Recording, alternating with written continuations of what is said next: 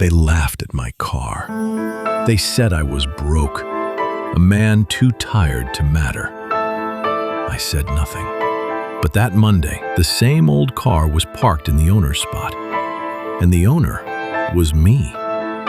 It started in the parking lot on a Friday. I pulled in slowly, the way you drive a car that has earned the right to be slow. 20 years old, faded paint, an engine that still answered when I asked. The new manager was standing by the entrance, young, sharp suit, the kind of confidence that has never been tested. He looked at my car, then at me, and he made sure everyone could hear him.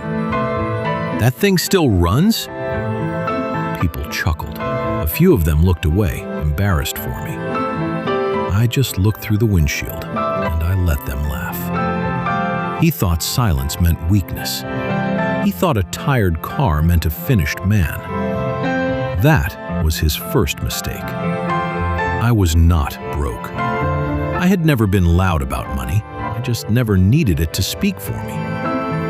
For 3 weeks, I had been walking through that building as a stranger, reading the contracts, the client complaints, the payments that arrived late, then later, then not at all. Watching how people were treated when they had nothing to offer in return. I came in an old car on purpose. A man learns more about a company from the people who think he is no one. And the new manager? He had just taught me everything I needed to know about the culture he was building. He simply didn't know I was the one taking notes. By Friday evening, the boardroom was full. The manager gave his presentation like a man who had never been questioned. Revenue, stable. Clients, happy. Operations, clean. Every number polished until it shined. Then, one of the clients stood up. He didn't shout. He didn't accuse anyone. He just placed a thin folder on the table and said quietly that the numbers weren't real. The room went still. The manager smiled, the way people smile when they are sure they can still win the room. Then the smile slipped, because the folder hadn't come from the client. It had come from me, the man with the old car, the man no one had bothered to introduce.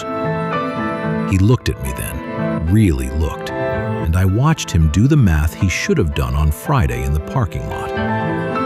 On Monday morning, the lot was quiet. He arrived early. I know because I was already there, still trying to understand who had pulled the floor out from under him. Then he heard it. An old engine, tired, familiar. The same dark sedan rolled through the gate, the same faded paint, the same car he had laughed at 3 days before in front of everyone. Only this time, it didn't stop near the visitors. It pulled into the space marked owner. He stood very still. I think some part of him already understood, and the rest of him was begging it to be wrong.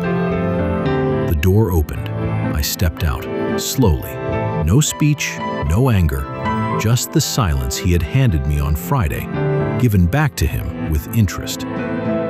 The kind of silence that makes an arrogant man finally hear everything he said. By noon, the company had signed its new owner. By 5, his office was empty. People asked me later why I didn't fire him on the spot, why I let him walk out instead of throwing him out. The truth is simpler than they wanted it to be. I never needed him to suffer. I only needed Monday. I kept the old car.